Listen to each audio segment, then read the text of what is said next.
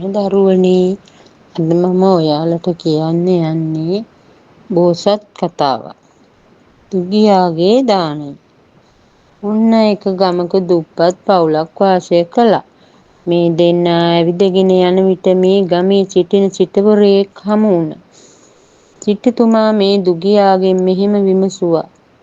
කොළුවෝ, හෙට අපි ස්වාමින් වහන්සේලා 500ක් නමකට දාණය දෙන්න සූදානමින් ඉන්නේ. ඔබටත් එක ස්වාමින් වහන්සේ නමකට දාණය සූදානම් කරන්න පුළුවන්ද කියලා. අනේ සිටුතුමනි, කෝ ඕවට සල්ලි කියා කල්පනා කරමින් ඉඳලා හොඳයි කියලා ගෙදර දුවගෙන ගොස් බිරිඳට මෙහෙම කීවා. සිටු ගෙදර 500ක් ස්වාමින් වහන්සේලාට දාණය දෙන බවත් අපට එක ස්වාමින් වහන්සේ නමකට දානයක් දීගන්න පුළුවන් නම් හොඳයි කියලා බිරිඳට කියපු ගමන් හරිම සතුටින් අපි දාණය හදමු කියා මේ බිරිඳ පැවසුවා.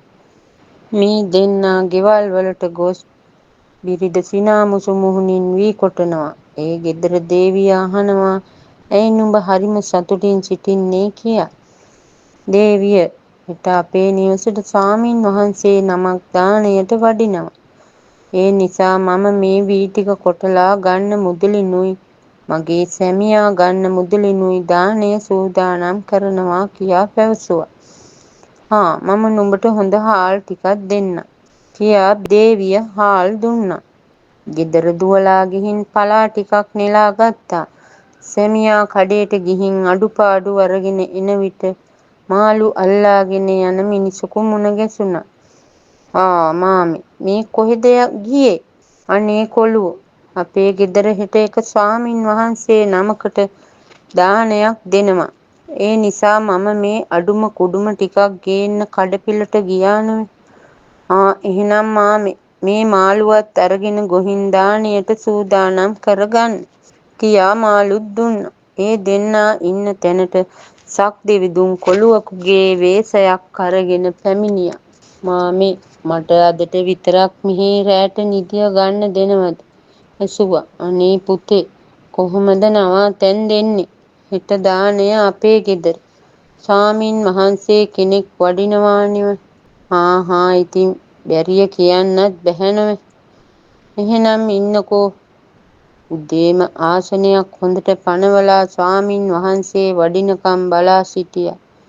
දැන් ඉතින් වෙලාවත් හරියාගෙන එනවා කියා අර දුගියා දුවලා ගිහින් සිටුතුමාගෙන් ඇසුවා, කෝ මට වඩිනවා කියපු ස්වාමින් වහන්සේ කියලා. අනේ දරුවෝ, ඔක්කොම වැඩලා ඉවරයි කියා කිව්වා. මේ දුගියාට හරිම දුකයි. කාශ්‍යප බුදුහාමුදුරුවෝ මේ බව දිවසින් දැක්කා. අර දුගියා කාශ්‍යප බුදුහාමුදුරුවෝ වැඩ සිටින තැනට ඇස් දෙකේ කඳුළු පුරවාගෙන ගියා. කාශ්‍යප බුදුරජුන් සිවුර පොරවාගෙන පාත්‍රය අතින්ගෙන අර දුගියාගේ අතේ තැබුවා. දුගියාට හරිම සතුටුයි. වටේ බලාගෙන සිටින අයට හරිම තරහ ගියා. දුගියා පාත්‍රයත් අරගෙන කාශ්‍යප බුදුහාමුදුරුවන් සමග නිවසට ගියා. බුදුහාමුදුරුවෝ වඩින විට අර ආසනය හරීම ලස්සනයි. ආහාරත් හරීම සුවඳ ගහනවා. අර සක්දෙවිඳුන් මේවා හරිගස්සලා නොපෙනී ගිහින් තිබුණා. අර මිනිසුන් රජතුමාට මේ බව පැවසුවා. රජතුමත් මේ දුගියාගේ ගෙදරට ඇවිත් බැලුවා. කොටු පුරවලා සක්දෙවිඳු නැවත ගිහින් රජතුමා හිතුවා මේ දුගියා හරීම පින්වන්තයි කියලා. ගම්වරයක් දීලා හොඳට සැලකුවා. මේ දුගියා කිසිම කෙනෙකුට කරදරයක් නැතිව හොඳට යහපත් විදියට දෙමව්පියන්ට සලකමින් ජීවත් වූ නිසා දෙවිවරු පවා ඔහුට පිහිට වුණා. හොඳ දේ කරලා හොඳ විදියට ජීවත් වුණොත් අපේ ජීවිතත් යහපත් වෙනවා. සතුට සිතින් දෙමව්පියන්ට අප උපස්ථාන කරලා හොඳට සැලකුවොත් අපට දිව්‍ය සැප සම්පත් උනත් ලබන්න පුළුවන්. ස්තුතියි දරුවනේ.